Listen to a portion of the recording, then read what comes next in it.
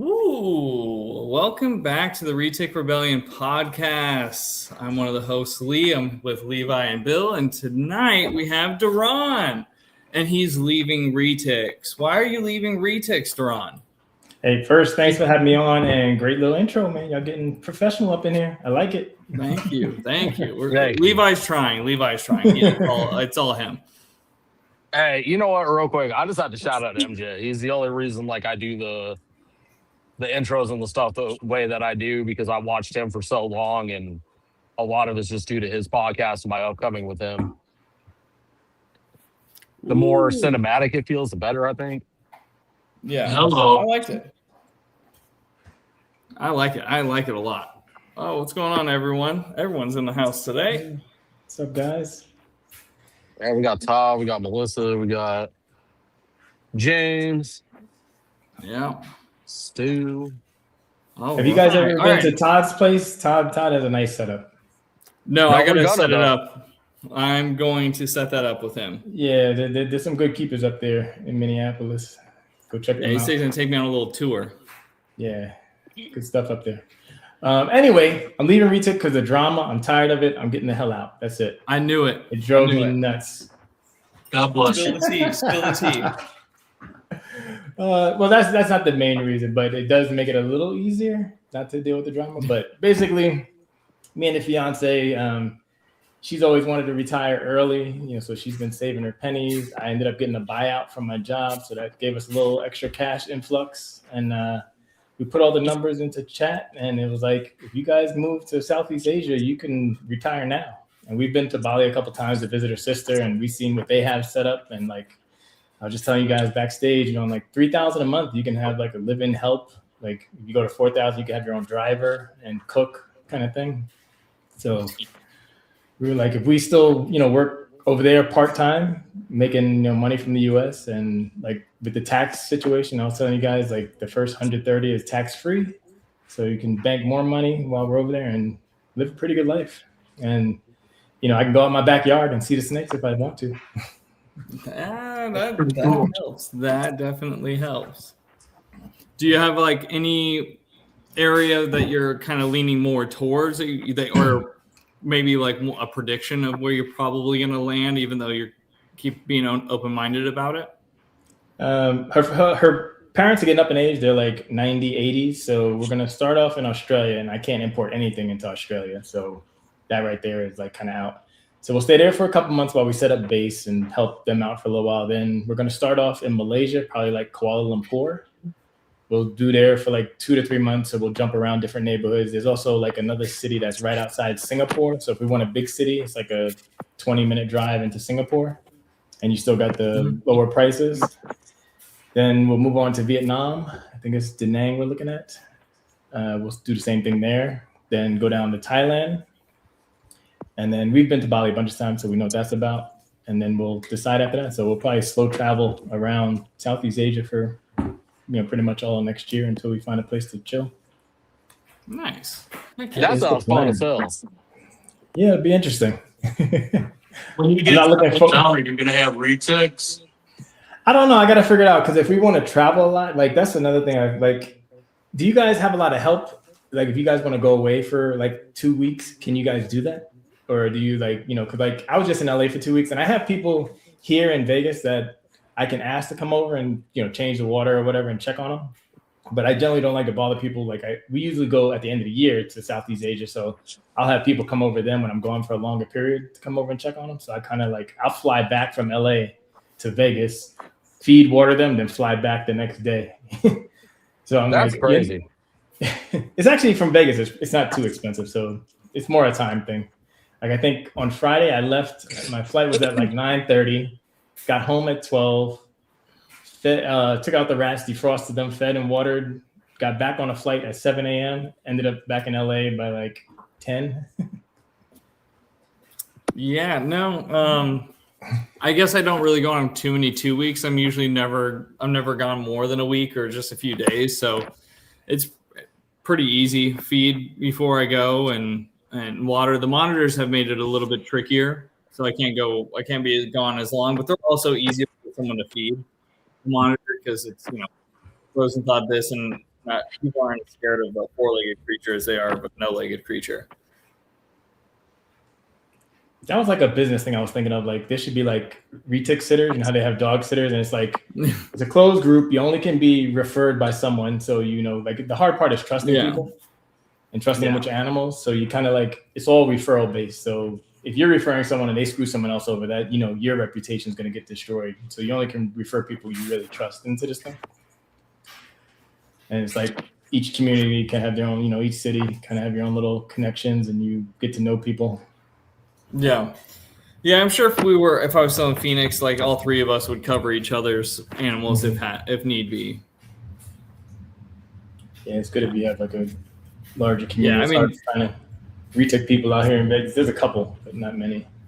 Yeah, no, it's tough now where I'm at. I don't know anyone in the community out here, so that's a little bit trickier. Mm-hmm. And that was another thing. Like I was telling Bill, because he was like, "But would you want to have me come on? You had me come on for like the community. It was something about the community." And I was like, "Oh man, I'm about to leave the community." And I always figured you're kind of a uniter. That you kind of play the middle ground and stuff like that. So I think we were going to have you on to talk about positive things and how you view the community and your viewpoints on it. And you said, no, I ain't doing that. I sent Bill a text back. I'm like, dude, I'm so frustrated because like it's hard like being friends with everyone. Like even all the people I came in with, a lot of them don't even talk anymore.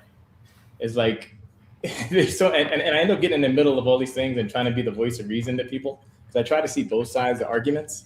And it's like what I found is the animals bring us together as a community, but your friendships have to be bigger than the animals.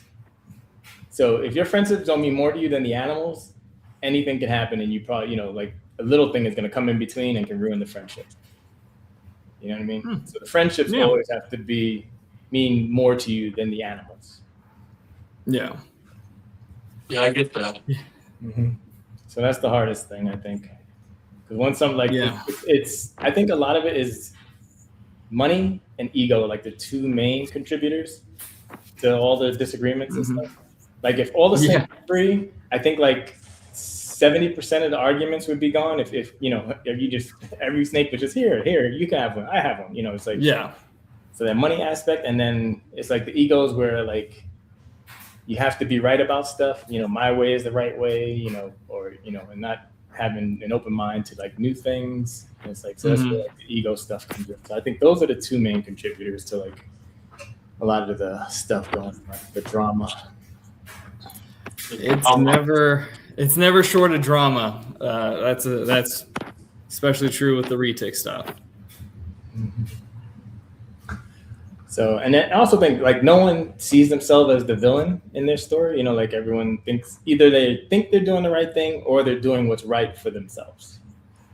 And I think sometimes you just have to understand that, and it is what it is, and accept whoever is, that's the way they think, kind of thing. Like, so I don't know how to navigate that. I mean, I've been trying. It's tough. I like sometimes I'll lean on Cusco because he has a lot of friends, and like how do you navigate being friends with everyone, kind of thing. I think also it helps to have friends who don't keep the same species. That cuts down on a lot of it. Do you only keep retics? Yeah, I only keep. Well, I had a dwarf burn that me and Bill both had siblings, and I just sold her, and I have a boa that I got when I first got back in. Okay, well, so you're pretty much all retics anyways, so it's not like you probably talk with a bunch of people in it, but the skin of the game isn't necessarily the same. But the retic community is wild. Yeah, it's a little disheartening. Like all the people I came in with like the enthusiasm was so amazing the first couple of years I was in. It was like everyone wanted to do stuff with each other and everyone got along, and then somewhere along the road everyone's paths diverged. Either people disappeared or different disagreements, and it's like now I have to hang out with everyone individually. It's like I can't hang out together in like a cool family anymore. So it's like that really took like a lot of the joy out of it for me. Do you think the animal itself has anything to do with it, because I don't see this. I follow a lot of communities just being in the business that I am, and I don't see this. I don't see this in the monitor community. I don't see the drama like that. I'm just wondering, just off the top of my head, I just thought of it, do you think that the animal itself caused something to the table? Or why is it retic?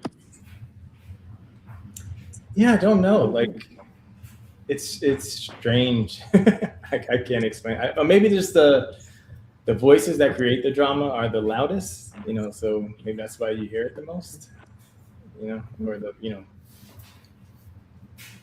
Yeah, no, I can agree with that. I mean, there's a lot that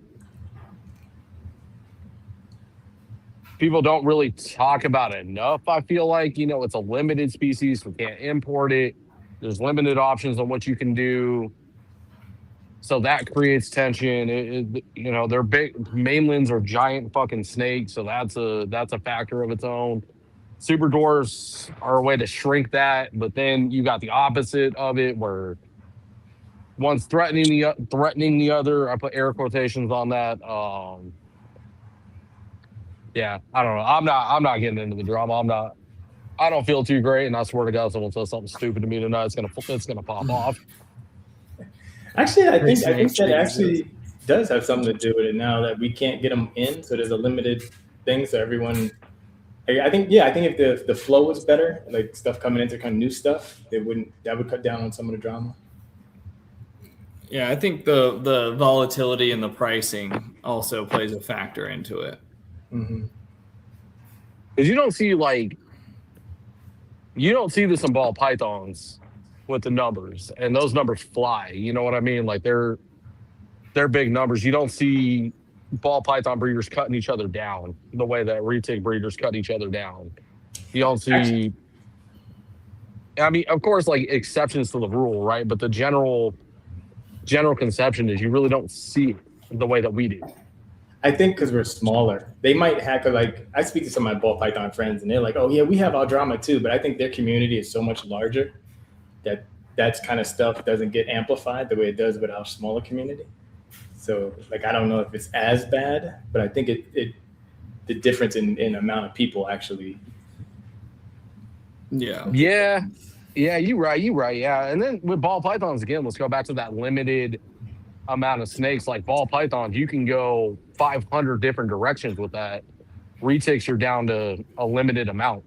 Mm-hmm. Eventually, you're going to run into one of the situations that we're dealing with. It doesn't matter how you spin it. Yeah, it seems like that's a theme. It's the limited amount of snakes. You can't bring any more in. Limited amount of morphs. So there's limited things you can do. And then also, I think it's like a lot of people treat opinions like facts. So yeah. It's just I think it also is a little bit different because they're like retic. It's the same species, but you can have animals that are 6 to 9 feet or 6 to 10 feet, and then you can have animals 25 feet. And everything in between. So I think that makes it hard. And like I said, with the pricing volatility, you have a mainland platinum and it's a couple $100, but you have a really high percentage locality platinum and it's going to be $700 to $1,200 depending on how percentage and if there's anything else going on with it. So I think that's also an issue that makes it a little bit more, makes people more on edge or so. Lee, I watched last week with Jake and you were talking about like you kind of do a 2-foot variance of estimations. And I was talking to other people, like for me, I'm like almost, now that I've seen how these guys grown, I'm like, I'd even be scared. Like what I'd say is like, it's expected to see smaller based on the lineage, but adult size is not guaranteed. That's almost what I'm almost on now. It's like, I think too, you gotta like keep in mind, like people like, and it's hard to say this to like their faces or whatever, but the people that have the issues with like the sizing and the ranging and stuff, like they also have to understand like the people that we're probably selling these snakes to, for the most part are keepers. They're not going to feed that animal the way that a mainland breeder of retics is going to feed that animal. So yeah, could the size potential for sure is probably, I still don't think it's going to outgrow the range that I'm saying, just based off the animals that I've bred and kept. I say that I can just tell. But you can push them. Maybe you're going to be 6 inches bigger than the 9 foot, maybe a foot, but is in all reality 9 versus 10. Is that like the end of the world? Does that make me a motherfucker because I missed it by 12 inches? Maybe. I don't think so. But also they have to like stop thinking that everyone's going to feed these snakes like a giant retic breeder is going to feed them. Like they're just not. I mean, Bill can attest, and when I go to these reptile expos, everybody I talk to, like, no, everyone's afraid to feed their snakes big meals. I'm constantly telling these people to feed their snakes bigger meals. And even when I did and what Bill has, the snakes aren't huge and they're not monsters. They're not 12 feet. He has a snake that I produced from your snake's sibling, and she's 7 feet at like 4 or 5 years old, and he feeds her pigs. You know, small pigs, but pigs. Yeah. So, I mean, it's real. I think it's threatening that it is real. It's threatening to other mainland guys or people breeding super dwarves in a different fashion than like maybe I did or like some other people do. And it's very threatening, and it's threatening to their business and their bottom line. So it's kind of it's financially like appropriate for them to want to make us seem illegitimate. Well, we'll put that one in the money category. We can talk about everything we talk. We can put it into ego or money watch. Yeah. I mean, and then the ego side is the people that were into these super dwarves and got rid of them many years ago, thinking, oh, no one bought them now, no one's going to like them now. And boy, I bet some of them are regretting it, and they're showing it. So it is what it is. Where are you guys at on the 50% genetics? Like, you know, the 100 to a, pure to a mainland and 50 to 50s kind of thing? We like to run the female as the super dwarf pure, and then put the mainland male to it. That's the way we run it. And then like the next generation, are you going to run those to like after that?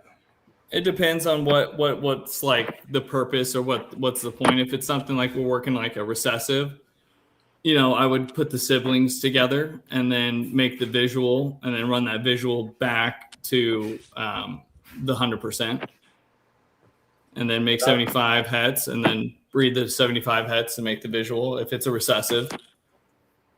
Yeah, and that's like my two dreams actually in Retics was to breed snakes and to actually bring Garrett and Rodney together. Oh, yeah. The second one was that one was reaching for the stars. Yeah, this was like the first Retic Fest when I found out about their little bickering and stuff. I was like, all right, that's what I'm gonna try to do. And that didn't quite work out. So, and sadly, the breeding might not happen either. So now I'm like gonna leave with none of my goals. That sucks. I mean, the breeding, you were right there. It seems like that I don't know if that was a male or a female. You said with the 75%, but you're right there. Yeah, she actually ovulated the past 2 years. I just didn't have anybody I wanted to put with her, so I was like, I'll just hold off. Man, could have done it. The only one I had was my pure male, and I was like, why make high percentage anery? So I was like, I'll just wait. Yeah, because high percentage aneries are awesome. When you move to whatever part of Asia that you wind up in, are you going to get back in? I'll see how I feel at the time, because if we want to travel a lot, like I said, the whole thing about finding people, and now I'm going to another country to find someone to take it. Like, if I could somehow have like a backyard and enclosures where like rodents can come in and out on their own. And so it's just a outdoor enclosure or something like that where they can actually take care of themselves, just living outside or something like that. That would be cool. But it depends on like where we end up in the stability of like how long we'll be there. Cause like, I don't want to have to like pack up again and figure out stuff again. So. Okay. I was just curious because now you're in their homeland. You got sky's the limit out there right now. I've been watching them on the Pursuit and Nation, and they're constantly popping up with super new cool shit. I'm just gonna leave frozen thawed rats out, see if I can bring some into the backyard and domesticate one. There you go. Just travel over the islands. see how habitual they are. See if I leave a rat out every week if they show up. That'd be cool. I think they'd figure it out. They figure out everything else. Yeah. Absolutely. Yeah. No, I'm a big believer of the female being the smaller animal, being like the pure, like if you're starting your line of something, like having that female being pure is the most important factor for keeping things smaller. The hardest thing I found, I started doing like research on genetics when I was like trying to push people to go to like rare genetics, send in sheds and stuff like that, which I found out like since I guess the genes are just a whole bunch of alleles or whatever. So like the first pairing between a mainland and a thing, they'll split the genes. Then once you go 50 to 50 or something like that, or whatever, then those genes are even getting mixed up even more. So where you have like a limited amount of range in that first thing, you can get a bigger, like you can get more on the high end and more on the low end once you do the 50 to 50.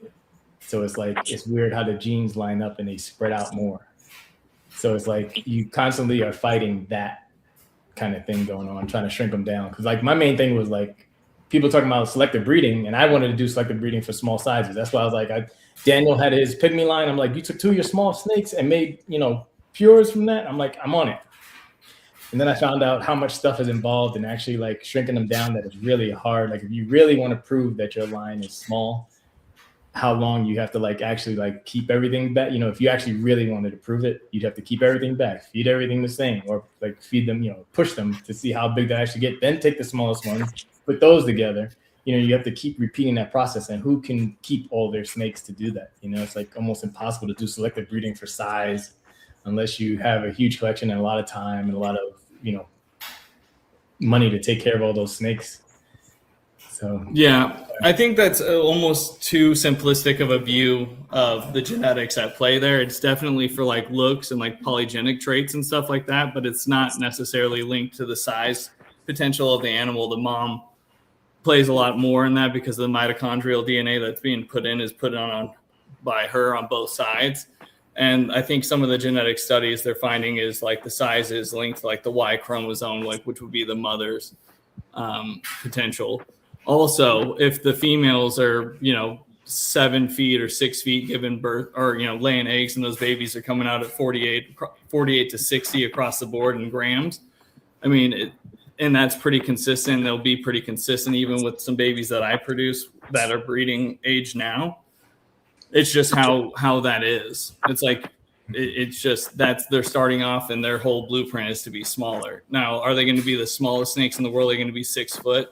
No, I'll never promise anyone a 6 foot snake, but a 9 foot snake, 8 foot snake, 10 foot snake, depending on what my breeding is and how I did it or how I know it's been made, I think it's very realistic, whether it's 50 to 50 or not. Mm-hmm. Yes, fair. What else do you guys had someone on about a couple of weeks ago on enrichment and stuff. Do you guys do any of that stuff? Like I have that little playpen. So like my stuff is like 3 by 2x2s. And if I see them, like I'm in here all day. So if I see them pushing or something, I'll chuck them in there like these two and let them run around in the playpen over here. I don't know if I showed that. These guys, I got 2 of them running around in there. Oh, there we go. There you go. Yeah, Bill turned me onto it, but Bill's big at like enrichment and like free roaming with his animals.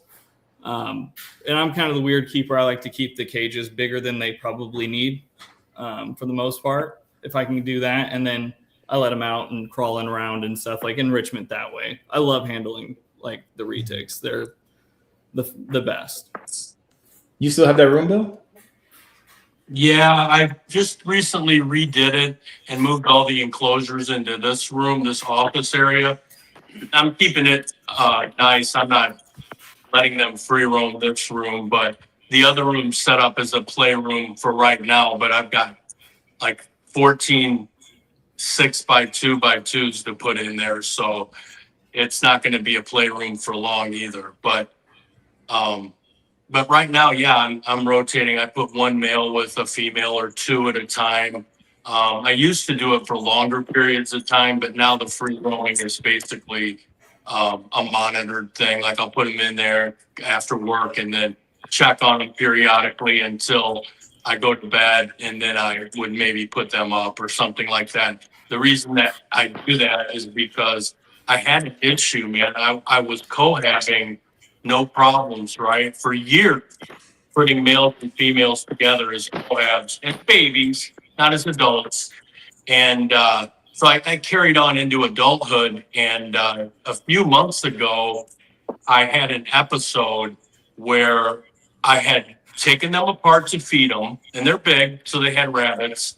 And I left them apart for 5 hours, right? And I'd done this a million times, but I put her, and this was the one Lee produced, put her back in with my male, and immediately the male grabbed where the bulge was and wrapped her. So now I'm not doing any more cohabbing ever again. I don't care. I know it's rare or it doesn't happen, but it can happen. So I'm kind of off that. So even my free roaming now is monitored.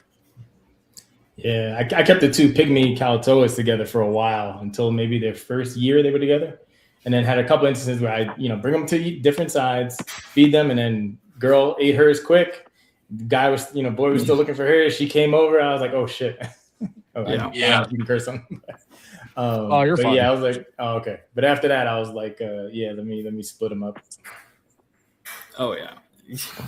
Yeah, the pairing, like when you're breeding and stuff, when that female is like extra spicy, like extra turned on and motivated, like it's scary when it happens. And I've had it happen on a couple of intros where the female wraps the male, and it's a panic, like immediate panic, but it ends up being all good usually in the end.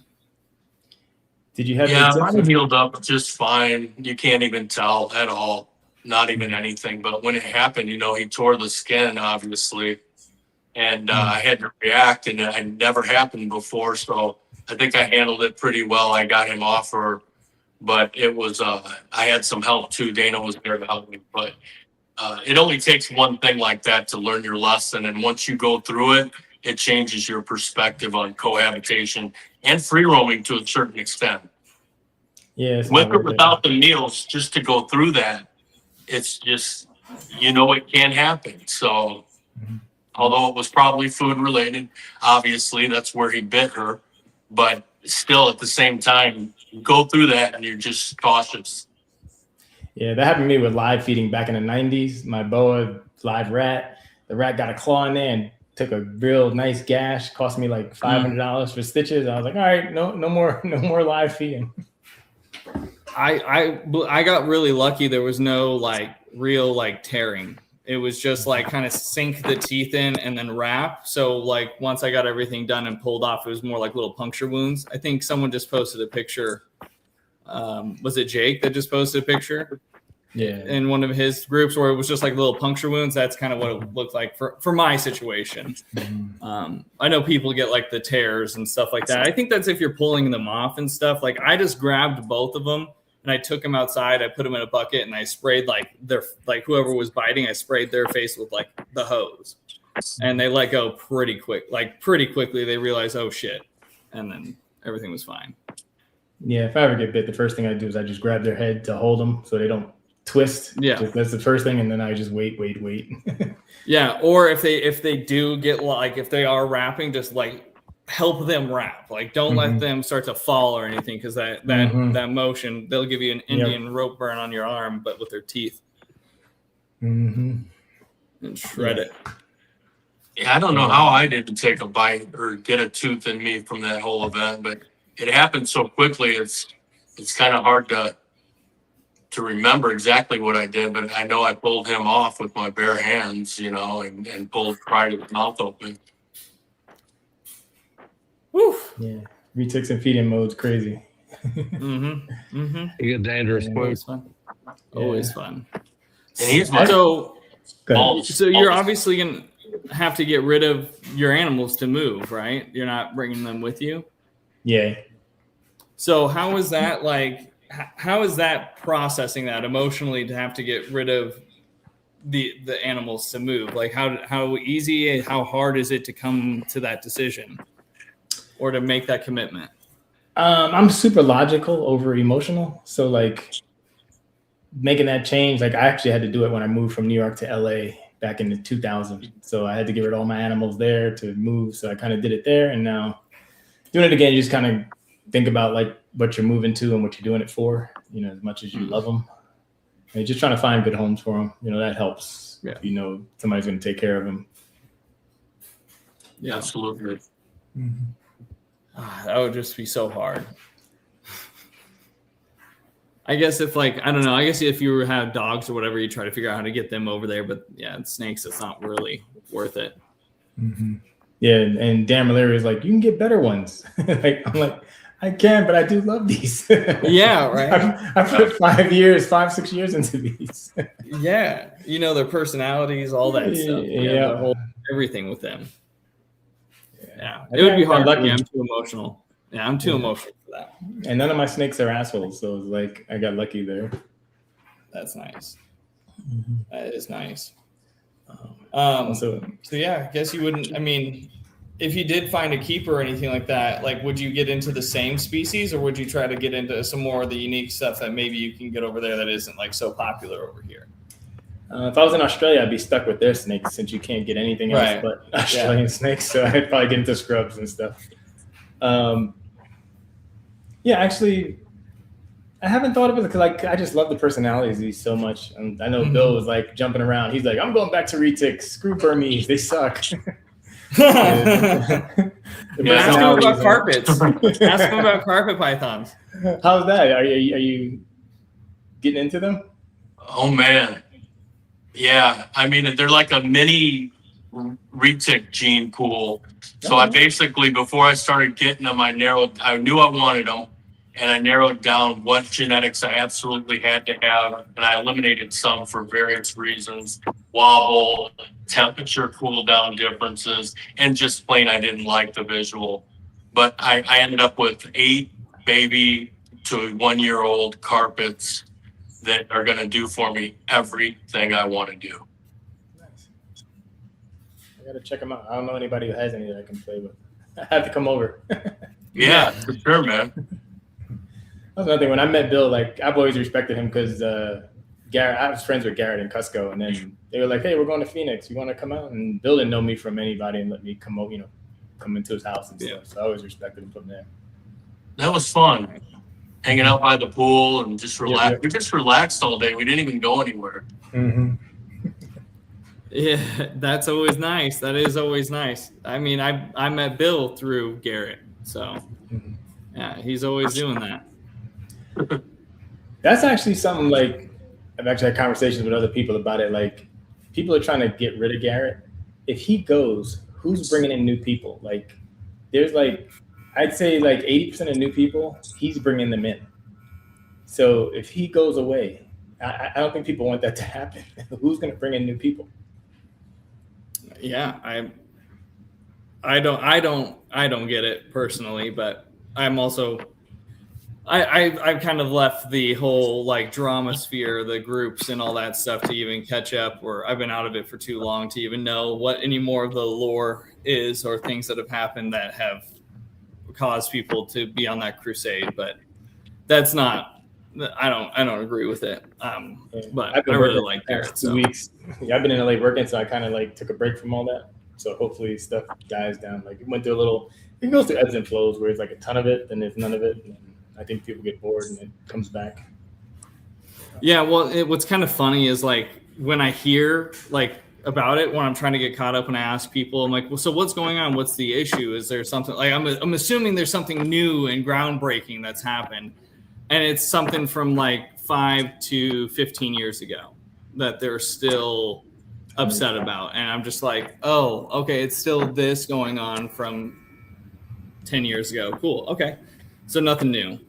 Just new sentences or new year, new date of which the same thing is said. So it's like it's so hard. I wish we could just find that common ground of the animals, but it's like that's what's causing the issue. So it's like so hard. it is. It's very difficult. It's very layered and frustrating for sure. Because it would be nicer if we could all kind of like get along or not try to backstab each other so much and just let the animals and breeders kind of speak for themselves. Yeah. Like even when I came in, I started doing like target training and choice-based handling, and people gave me crap for that, just trying something new. And after 6 years, what I've learned is that like their food response is genetic, so you can't really stop that with target training. But what you can do is, you know how when you open up the enclosure and they come in right at you, like when I use a target, I can point them away from my body so they're going at the target rather than straight at me. So that was like the most value. Actually, last week, the plastic bags in the veggie section that you put the vegetables in, those little light ones. Mm-hmm. I kind of use those to pick up, do spot cleaning and stuff. So I spot cleaned, had one out, that bag, and a snake came, I was feeding, missed the rat, grabbed that little bag and wrapped it. And I'm like, oh shit. So she was almost like halfway out. And I'm like, oh, I'm trying to get her off the bag. So finally she gets off the bag, but she's like out of the enclosure and still in food mode. And this is like big. She's probably like 8-9 feet. So she's a big girl. And she had a piece of the plastic bag in her mouth. And I'm like, oh, how the hell do I get that out? So I'm trying to take the tongs and like reach in there. She's like grabbing the tongs, wrapping that. I'm like, damn it. So I ended up getting the target and like distracting her with that. So she went to that, and I was able to come up to her and just grab her head and open it up, take the plastic out. And like she grabbed my arm, but I had her head. So then I just put her whole body in there. So I slowly started unwrapping, then kind of again. So I was like, nice. Nice. The tool worked. Mm-hmm. Yeah, I kind of got into a situation where I had to like kind of feed them all in like separate tubs for a while, like out of their enclosure and stuff. And after I like was doing that, they stopped kind of like having the same like response when I'd open the cage. They weren't so immediate like food response because they didn't really know what was happening, but they got used to going out and into that tub for food. So it's like if they didn't go into that tub, they were never really like food motivated, not food turned on. But as soon as I put them in that tub and they realized that's where they were eating, it was then everything changed. Like that food response now happened once I reopened that lid. It was like, oh, all right, there they are. Yeah, they definitely get trained into like habits like that. Yeah. There was a guy, Chris Landdown. He actually had a separate feed door. Like I haven't talked to him in a couple years. I wonder how it ended up working out with him, because I think that might actually be better. So where you have your things you open and close, and then just a separate door on the side, he would open up the feed door. And I just wonder how his snake ended up reacting to that. Like, would they just totally be like, if those doors are open, I know no food is coming. So. Yeah, I mean, I forgot who I was talking to, but someone had mentioned that they only feed out of like one side. So they only open up that left door, for instance. I don't know if it's really the left, but like they would only open the left door to feed out of the left door, and then the right, I guess, to get them out or something like that. But yeah. But unless you have an exceptionally like hungry or angry animal, like breaking the food response is also not that big of a deal. I mean, the tapping on the head or whatever, once they kind of realize, and then it's pretty good to go. Hey, Levi, you said you had a grow tent. Like my big fear, like even with my little playpen is there's some netting. Like, would you be worried about feeding them in there? They miss and they, their teeth get into the tent. Like, would that happen? No, usually when I feed, I mean, I'm pretty precision with my rats. Like I get them to either the bigger ones, I'll get to come out halfway, like their body's halfway in, halfway out, and I'll get them to wrap and then go back into the tent. And then the little ones, I mean, again, precision, like I'll get inside the enclosure with the tongs and make sure they're dead center of the enclosure. I've had one grab the side of the tent and it doesn't do anything, man. These things are a lot more durable than people think. They're real smooth on the inside, so they don't really have much to traction on. And then again, they're a lot thicker than I think people think. They're thinking of like a camping tent where you can basically put your hand through it. These things are damn near Kevlar. Like it's taken me a lot to like cut one because it was disintegrating after I screwed it up with a fucking heat light. I was messing around with one that was wearing out, and it took me quite a bit to get through that damn thing. Yeah, because the netting on this I had to replace a couple of times. When they were small, they would just find like a corner and push until they finally like pushed the hole open big enough to get their head through. So I had to keep an eye on that when they were smaller and like replace it every couple of months. But, yeah, I can see that. Like they're so strong, like it's crazy. Like people don't realize how strong they are even like when they're little. Yeah, they got some strength. I mean, again, it was like I was saying on the episode with Jake. As long as they're taken care of, they have something to do, they're fed properly, et cetera, et cetera. Like enclosure wise, I don't have an issue. Hey, Dana. Hi. Hi, Dana. Good. I don't do a whole lot of free roaming. Like I'll let them chill on the couch back here. I'll bring them out with me. I'll take them outside, things like that. But like I've had one too many Colubrids escape to trust anything. Yeah. I've had a couple of escapes. I found them all though. Have you guys ever lost one? That's a sore subject. Oh, really? Not with me. I find Oh, okay. everything. Yeah, I find everything. Actually, But good. I have one that I completely got. To this day, I couldn't begin to tell you where the fuck it went. Oh, sorry. It MIA. I mean, I checked. I called Arizona Game and Fish. I immediately let them know. I was like, hey, this is going on. You know, if you guys want to come out, let me know. And they were like, yeah, we don't really give a shit. How big a snake was it?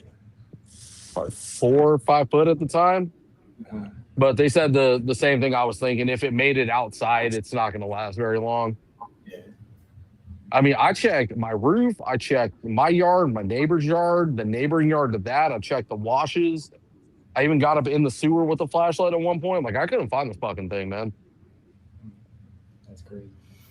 This guy here, when I flew to feed them this weekend, this weekend, I guess I forgot to put the little locks in. And then I come home and I hear something falling in the room in here. I'm like, what the hell? I come in and I see him wandering around. I'm like, what the? So I put him back in. I'm like, start checking the cameras. I'm like, how long was he out? I came like Friday night, left Saturday morning. He had to run at the house from Sunday at 11 to, I guess, when I got home Tuesday around 3.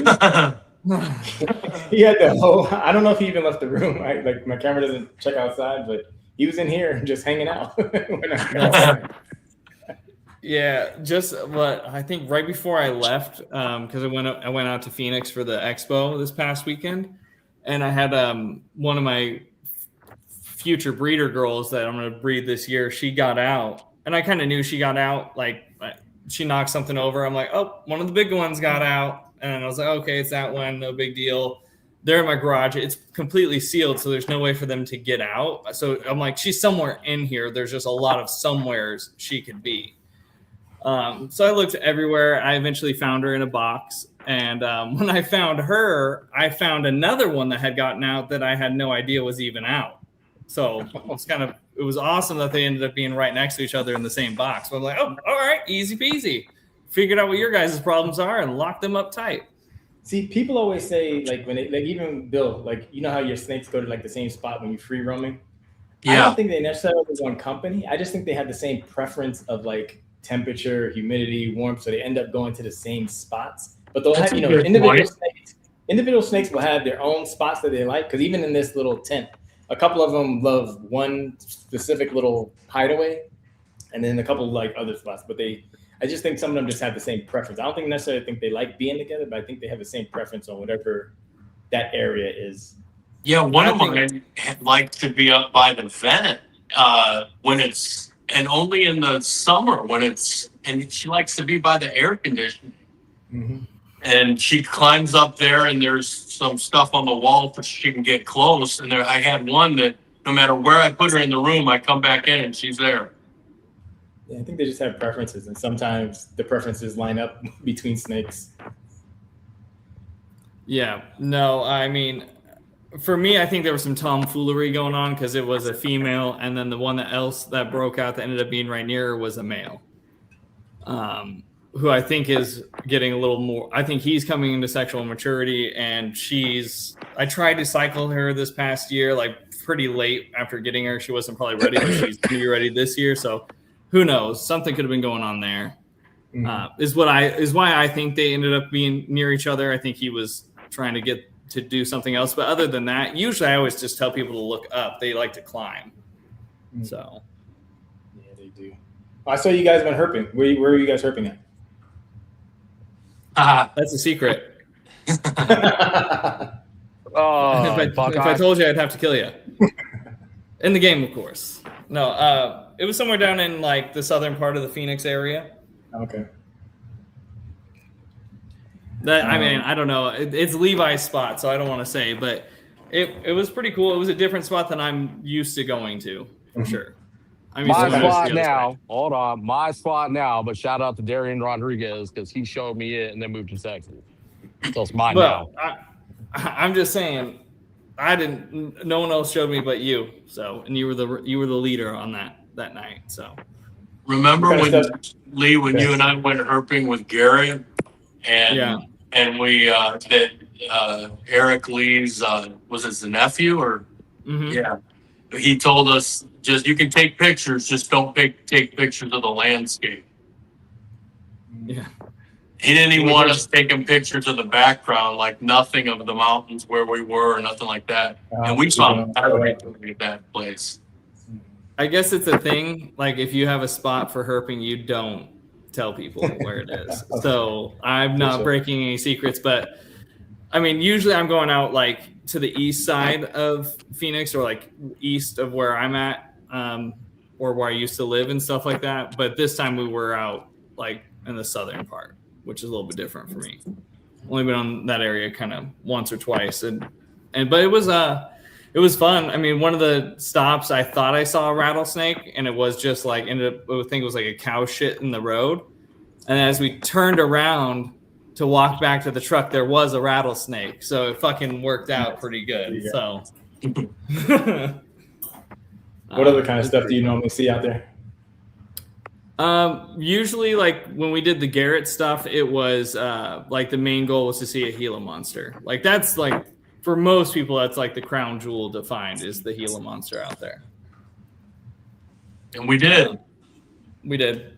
The first trip we didn't, but the second one we did. But I mean, people will say rattlesnakes are like a diamondback. Those are Levi can say, but like rattlesnakes are probably the easiest thing to find out here. There are certain species that may be harder, but if you're just like, I want to see a rattlesnake, you'll probably find that pretty easily. Yeah. In the specific area we were, so that's the first time we've introduced Colossies to the area. So it's good to know they're out there. Long-nosed king snake, gopher snakes, western diamondbacks, sidewinders, and non-green Mojaves. I went herping my last time in Bali over the break, and the two things I wanted to see, retics and cobra, I did not get to see. That's funny you say that. So I love gopher snakes and bull snakes. It's just like this mythical creature that my dad like built up in my youth for me. And so it's like, I want to see a gopher in the wild. I always want to go see one. I always wanted one on my property. Never, ever a gopher snake. I think I've only found one in my entire life of being out in Arizona, just one. And I didn't even really find it. Someone else found it when we were out herping, but still, it's the only one. Everything else, like rattlesnakes, all that shit, I find all the time. Yeah, so when I was out in Bali, I got hooked up with the Bali Reptile Rescue, and they come pick you up around 8 p.m., and you get home about like 1, 2 in the morning. And yeah, I was totally wanting to see some retics because I was trying to find out from Kaufman and Adam, or was it Adam who went out there with him? Who went out there to Bali? Adam, I think Wickens, right? Yeah, I was trying to get in touch with them to find out where they went, but they didn't want to, like, same thing like you. Don't tell anybody where you heard See? It's not just us. I was like, damn it, I want to see the retic cave. So I ended up, the guides actually knew where it was. They told me where to go, but they weren't going there that night. So they was like, next time you come, hire a driver to drive you up there to where the temple is. Because you're not going to be able to get back if you don't have your own driver. Yeah, so anyway. I think Wickens was like, he went out to all these crazy places to find a retic, and he ended up like finding one in town. Like, I forgot exactly where he said it was, but he was like in the town or like at the hotel or whatever, and like that's where he found it or something, some shit, like not too far off. It was some story like that. Go watch the episode. He'll explain it better than me, but it's pretty funny how that works out. Yeah, so I didn't get to see those, but I did get to handle a sea snake, which was crazy. That one. That was at the end of the night, and that's a slug snake right there. That was vine snake. Damn it, where is it? There you go. And they're actually, this was like a little pier on the beach, and they literally come in at night and just hang out there, and they're super docile. Like, they can kill you, But they actually like weren't freaking out or anything. I was just holding by the tail, and they like just kind of get away from you a little bit, but they weren't even as flighty as some other snakes I've had, and they totally docile. I was like, and people are walking by. I'm like, do they know that these snakes can kill them? Yeah, dude. Wasn't it like Steve Irwin or whatever went to some was handling them on an episode of his? He was like handling a whole bunch of them and shit, and he's like, yeah, these things are really chill. Well, they're not feisty at all. I was like, holy shit! Like, I was gonna go near the bitey end, but they were super chill. That's so cool. And then you just brought up the pit viper. The guy I was with, he's like, yeah, I got bit by one of these, and I was in the hospital for 3 months. It took me like a year to recover. I was like, damn. Whew. No, That's a sexy looking viper, though. Yeah, it was pretty. That thing's cool looking. Yeah, the vine snake. I was gonna say, this one was the vine snake. I was looking at him and I was like, dude, that's fucking cool. This is fucking cool. I don't know if anybody knows what this is. That one's a slug snake, and my girl loved it. She's like, oh my god, he's so cute. They need to make a cartoon of this thing. It's like Indo's hognose. Yeah. Dude, that thing is so derpy as hell looking. That thing was cool looking for sure. Like that you can bring in and people will not be afraid of a snake. You bring that fucking thing in. And then they had tell us about this. Yeah, that's a mangrove snake, or they call it cat snakes. It's funny because they brought them in, they imported them actually because they had a cat problem. And the snakes ended up going up into the trees and eating birds instead of eating the cats. So that is hilarious. That is hilarious. Yeah, they totally blend in. What do you said it was a cat retics, snake, right? Where was that? What's that? Where were you with this? They took us to 3 separate spots in Bali. Like 2 were like parks, and then the last one was like those are cats eating snakes. Mm-hmm. I guess they get too big. Like these are a little more subtle. Oh, I guess. But they'll do the job. Mm-hmm. Whoa, that's hilarious. So is that that is or isn't a boego? Yeah. Okay. I don't know. I'm sick. I don't fucking feel great. I'm questioning myself right now. Mm-hmm. Why are you doing that? They just call them cat snakes. But yeah. I do that a lot with my. Yeah, I really like these photos. Yeah, it was a good time. Like I don't know how these guys find them because like I'm looking, I'm like, where the hell is it? They're like, keep looking, I'm like, I can't see it until they point it out. I'm like, oh crap, they just blend in, man. It's like crazy. Yeah. At one point, I was thinking like, you guys just have a bag and you're just pulling stuff out because one guy would like kind of go ahead and start spotting stuff. I'm like, y'all just pulling shit out of the bag, aren't you? But yeah, it's crazy how they spot them. Yeah, it's pretty wild. I mean, when you know the area or you know the species and stuff like that, you kind of just know where to this is the best chance. It's more like an odds game. There's high percentage chance to look here, and it works out a lot of the times, I guess. Or they're planting it. Or they're planting it just so they can collect your money the next time. Yeah. And pro tip, bring a lot of mosquito off stuff. Bring that. And tip I got from Eric Lee. Bring Gillette gel deodorant. You put that on a mosquito bite, it stops itching instantly. That crafty motherfucker, man. Of all the people that would know that trick, that makes sense. Okay. I got my whole family. I'm like, check this out. Like, I just got bit. I'm like, here, watch this. Oh man, it's gone. Like, totally stops the itching. It's the most amazing thing ever. I'm like, they need to market this. Yeah, they do. They should be telling everyone that trick because that would be super helpful. Yeah. Then what's the brand? What's that? What's the brand again?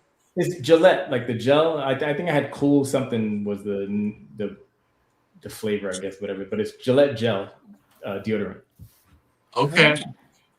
That stuff works really good for your pits too. Just saying. And then if you want to go more natural instead of with the off and all the chemicals and shit they have in it, vanilla extract. Okay. Yeah, huge deterrent on them. So I was like, all this stuff is going into my skin. I'm like, I need this because I would like totally overdose on that stuff because mosquitoes love me for some reason. We had a friend actually handle a retic with off on her hands and unfortunately killed the snake. Oh wow. That stuff is it's heavy, man. Like you go through the ingredients list and the shit that's in there. Like people don't think about it because we've been doing it for so long. It's like sunscreen. You do you use sunscreen pretty often? Not really. If you know anybody that does, like a super big advocate for it, like if you're going to be in the sun for like 14 hours, okay, I get it, but try to get natural. Take like just the over-the-counter typical run-of-the-mill sunscreen, go spray it on a plant. Let me know how well that goes. I got a bunch of weeds. I'm gonna try it now. Oh, dude, I'm telling you, go out there and give it a couple hours, and you're gonna like look at it and be like, "Damn, I'm putting this shit on my skin." That's crazy. And people argue, "Oh, it's just blocking the UV." No, it's infecting the plant and killing it. So now I have a bunch of dead sea snakes on my hands. Thanks. They're sitting in the ocean floating somewhere now. Good job, Levi. I doubt it. I mean, it was a smaller snake that was holding. And real quick, while he's walking away, I want to interrupt this episode to shout out US ARC. If you're not a member, become a member today. They do fight for our rights as reptile keepers. USARC.org. Speaking of imports and all the things that we do. Maybe you can get a brand deal for Gillette now. Yeah, for real. Hashtag sponsored. Hashtag. Yeah, no, I mean, that's wild. My man's nose. So when you go out there, right? Let's say let's just hypothetically, right? You end up in Bali. Would you really need to keep snakes at that point? Because the fascination, it seems like you're dead set on retics and like kind of more on the Indonesian side of things. Would you really need to keep them, or would you just go herping? I don't know. I don't know if it's the same because like I'll just sit here and watch these and they'll like calm me. You know, like I don't know if herping, just seeing them for that little bit, or you know, like I love, you know, since I'm here, I'll pull them out and just hang out with them and stuff. Like having that little connect. Well, I think I had the connection with them where you definitely don't have the connection with a wild animal. You know, like these guys will smell me and they'll be like, "Oh, it's you," you know. Okay, that's fair. Because I mean, yeah, okay. I never thought about that perspective. Actually, it was like the reason I don't get like a Western Diamondback is because I can just go find one. You know what I mean? I get my interaction, get to see the animal, take my photos, and then move on about my day. Same thing with like Arizona or California king snakes or desert kings. You know, I've got one in my collection. I pay, like, obviously I take great care of it, but like I don't really get like the keeper love for it. Like I don't know how to explain it. It's not like a bad thing, but like I'll hold him and I'll play with him, spend time with him, and then I put him back and I'm like, it's not the same. Like I can just go in my backyard, like I can go 20 yards down the road and go find one of these, you know? Versus like an Indonesian species, we're like, oh shit, this thing's from Indo, or something from Australia. We're like, oh shit, from Australia, you know, this is fucking awesome. Yeah, so it's kind of like a tourist spot where like I lived in New York and I never went to the Statue of Liberty kind of thing where it's like it's right there. I can go anytime, you never go. That's how I am with the Grand Canyon. Yeah. Oh my God. I have the same thing. I lived in Arizona for 30 years or 31 years, whatever it was. I never had been to the Grand Canyon. It's a giant hole in the ground, man. It's like cool. But there's about 50 other things in Arizona I want to go fucking like. I'll go to the Grand Canyon and go herping, but I'm not going for the Grand Canyon. Does that make sense? Yeah. Arizona's got. I mean, we got some cool fucking destination. You've been out here? Like, have you been out here though? Like, spent a week or more time out here? I have never went herping out there, but it's mostly just to visit like family or something like that. So we're doing something in the city, or so I haven't been out anywhere to herp. Well, you need to come out. We need to take you out. All right, I'm down. Yeah, it's like hiking herping though.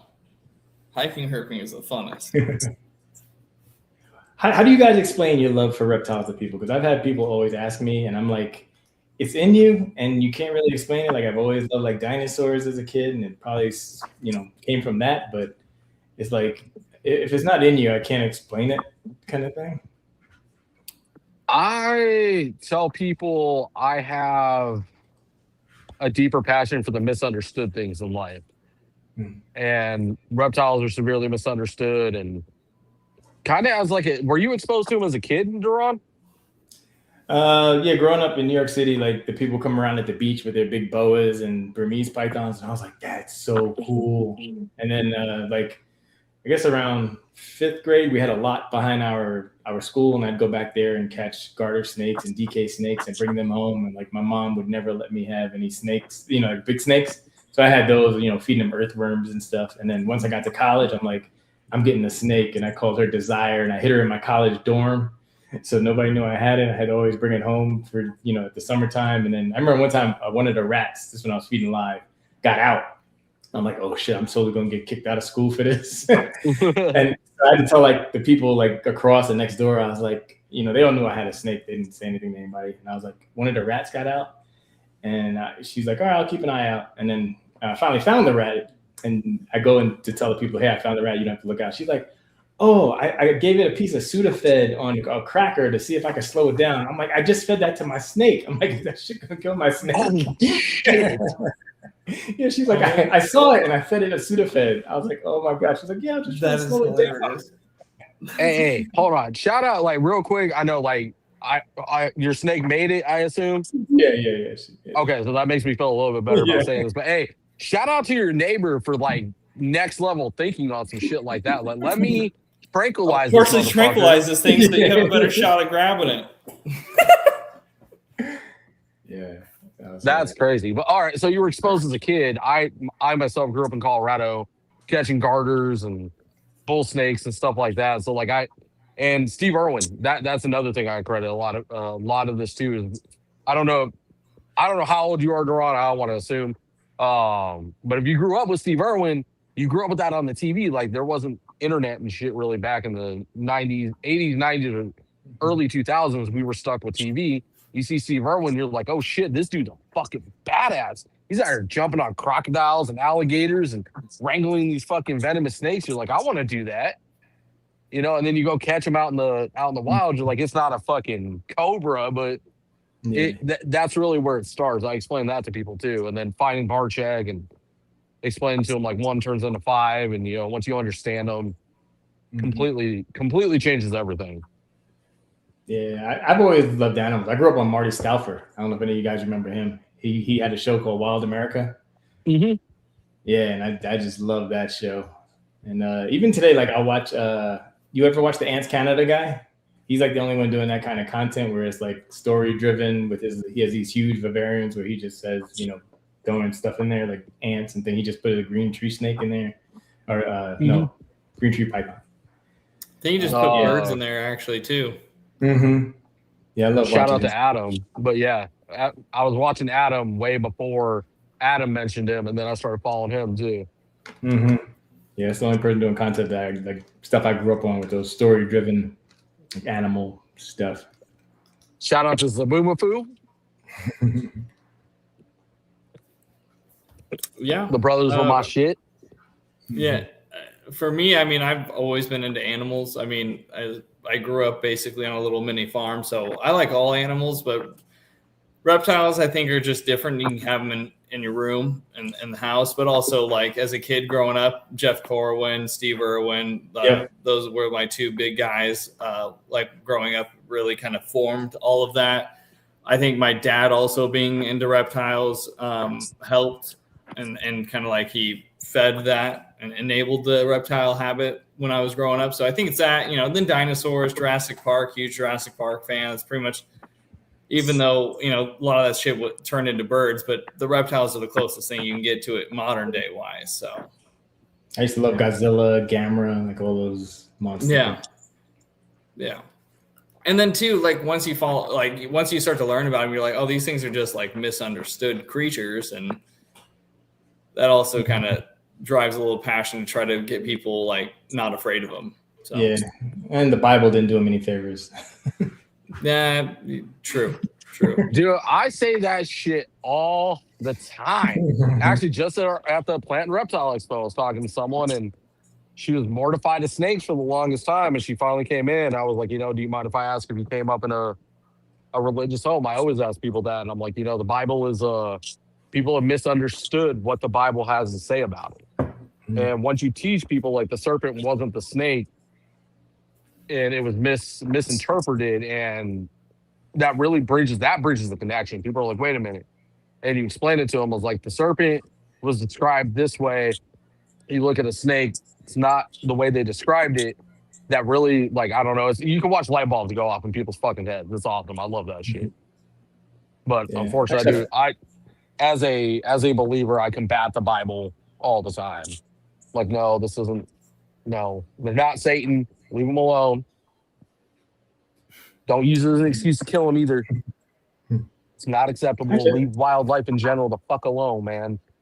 That strikes a nerve in me. I fucking hate people that kill wildlife for no reason. I don't give a shit if it's a spider, a scorpion, a fucking rock squirrel, a fucking kangaroo. I don't give a fuck what it is. If it draws life and is just innocently living its life, leave it the fuck alone. Fuck you. There's no reason to kill it. If you're going to hunt it and do the proper things, as you know, the cycle of life says, cool. But people that needlessly kill things because it's cool is fucking dumb. Yeah, actually, one of the most rewarding things outside of like having them is getting people who are scared of them to just touch them and like, oh my God, they feel amazing. You know, I just love getting them past that fear. Dude, when people are like, oh, it's not slimy. Mm-hmm. Yeah, I love that stuff. I definitely love. Mm-hmm. Levi, I'm gonna give you a little bit of crap. I was hoping you were getting all riled up, and I was gonna get the Levi catchphrase.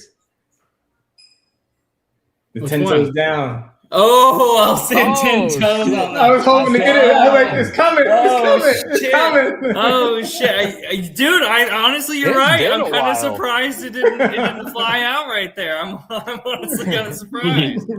I do. Well, fuck it. I'll say I stand 10 toes on that all day, every day. Like, at work, I've combated it. At expos, I combated it. At fucking any event where it's like, I don't know, like people, what really pisses me off, right?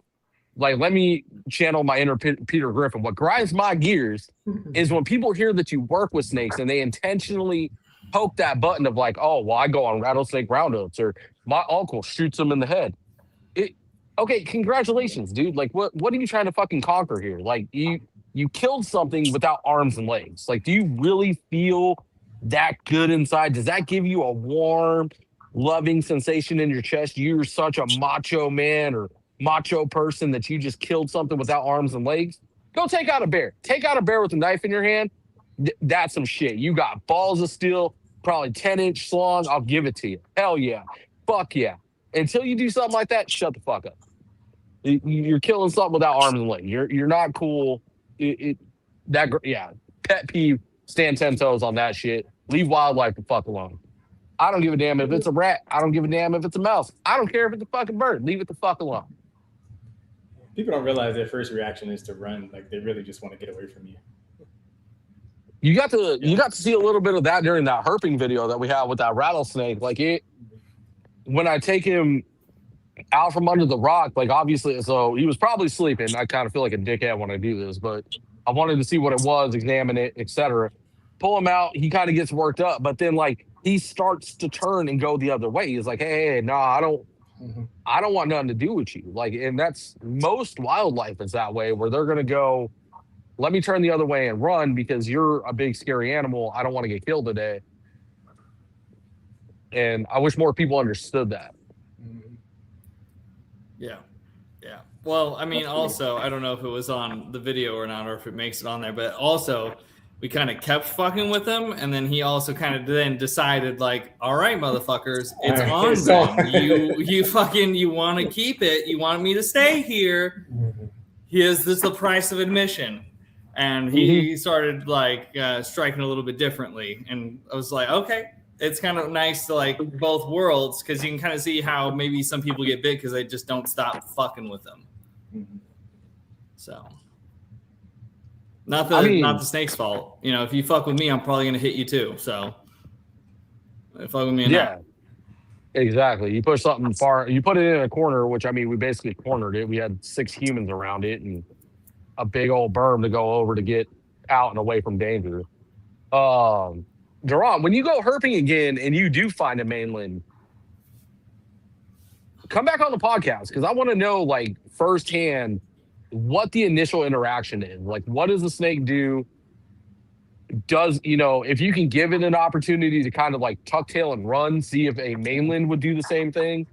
Because that would so put a cherry on top of like my argument that it doesn't matter the size of the animal. They've been around for long enough to know like, hey, this is probably not a great situation for me to be in. Let me tuck tail and run. 15, 16 foot mainland of the wild does that. Like that just proves that to be such big facts. You know what I mean? Yeah. Good night. Love you. I don't know. That's my daughter. Come here.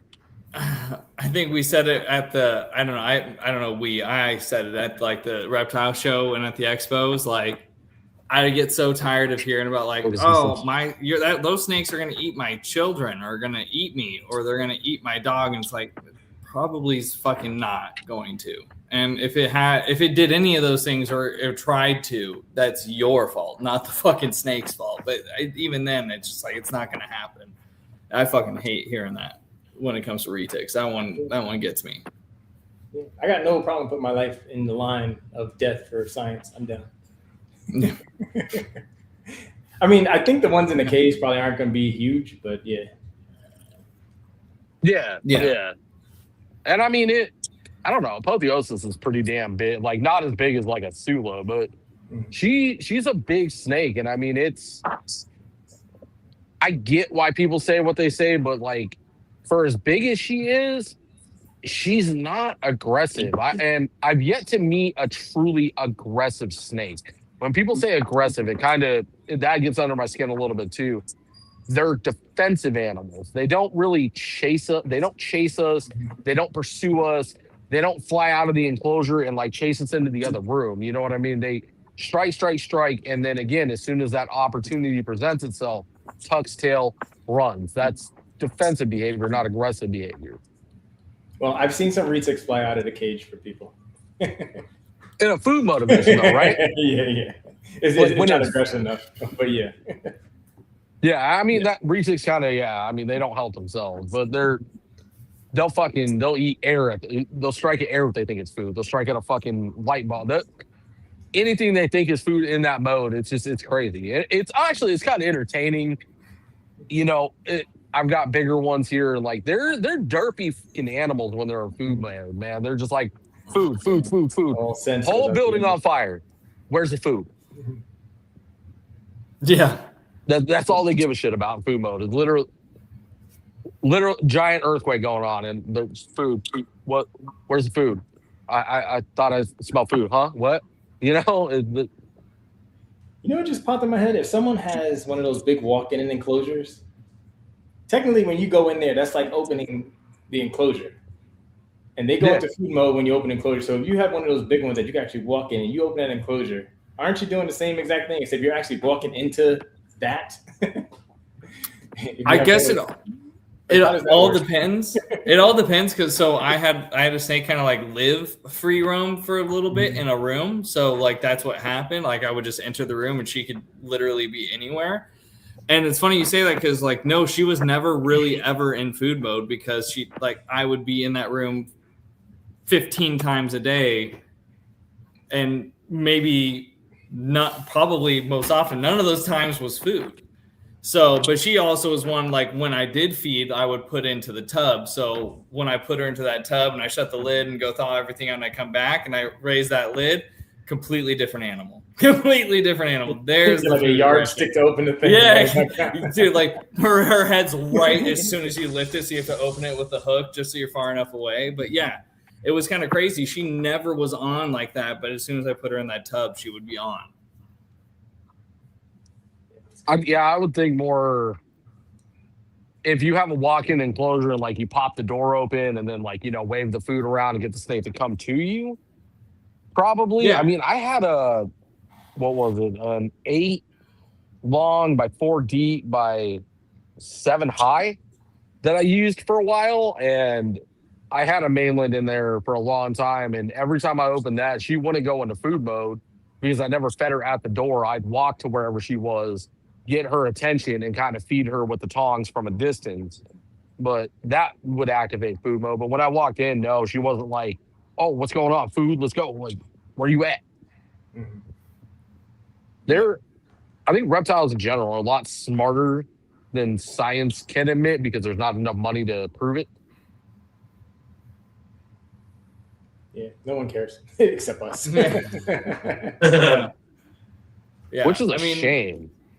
That's the goal, is to have big ass walk-in enclosures for some of these like girls. But I think too, like we were saying, like habits, if you're only opening up that like walk-in enclosure only to open it to feed them, I think it's a little bit different. But if you're walking in there 15 times a day to grab something or whatever, like I think that changes things too. So Yeah, they get used to it. Yeah, they're definitely habitual animals. All right, Daron, hit you with a Rapo question if you don't mind. Yep. What's up? If Asia doesn't work out, what is your next destination and why? If Asia doesn't work out. Let's say you can't stand it, the economy, whatever, magic wand, right? It does not work in Asia. You've got to pick somewhere else. Where are you going? Super and you can't come back to the States. States are off limits. It'd probably be Australia. Okay. They have a lot of cool stuff. Actually, I went to Sydney, and it felt like Sydney felt like if San Diego and San Francisco had a baby and it grew up into a big city. That's kind of like what it felt like. And the food, interesting animals. You go out there, like 70% of the stuff can kill you. So that's interesting. You like that little rush. So what would you keep Australian-wise? Carpets or more unique stuff? Like what would you? It'd probably just be carpets and scrubs, I guess. No monitors? No, like I said, they're like having a dog or a kid. Like snakes, I like you can let them chill for a week and you don't have to really pay them that much attention if you don't want to. Where monitors, you got to like kind of every day. Yeah. I get it. Yeah, but if it wasn't like the things that wouldn't make it work out is the mosquitoes, the humidity, and the traffic is what I already know I'm gonna hate. Yeah, what is the humidity like? Just out of curiosity. It's like 100%. Fuck, dude. It's like, and I'm coming from like super dry in Vegas. Like it's hot, but it's dry, and I sweat. So it's like I'm gonna be taking like 10 showers a day. Yeah. Oof. So just getting used to that stickiness is gonna be a pain. But yeah, being in Vegas, you might as well be in Phoenix. I mean, they're really not different at all. Yeah. It's gonna be like swim trunks and like no shirt and just like one of those like unbuttoned polo shirts or button-up shirts or whatever. That's gonna be Draw next time we have him on. He's gonna be like full on humidity proof. Yeah, and a stick of Gillette gel. All over the place. Awesome. Well, thank you for coming on. I really appreciate you coming on and letting us know your experience and what you're going to be doing. I mean, I'm excited to see where it goes. Yeah, I might start up a little YouTube channel just documenting everything, all the move. I'm trying to get AI like into it, so I'm gonna like throw on my little meta glasses and walk around the house and videotape everything and throw it into AI and let it like tell me where to price this at and where to sell it. And so I'm gonna try to make an agent that can like list it. So I'm gonna try to do all this stuff and document it all. And so I have a YouTube channel later and just to travel around Asia and herping over there and all that stuff. So damn, dude, that's exciting. I can't wait. I can't wait to watch. Yeah. I'll definitely be subscribing. That sounds badass. Thanks, Daron. But glad to get you on here. Yeah, thanks for having me. Absolutely. All right. On that, hit it, buddy. Hit it. Bye. Have a good one. See you guys next week. Like, share, subscribe.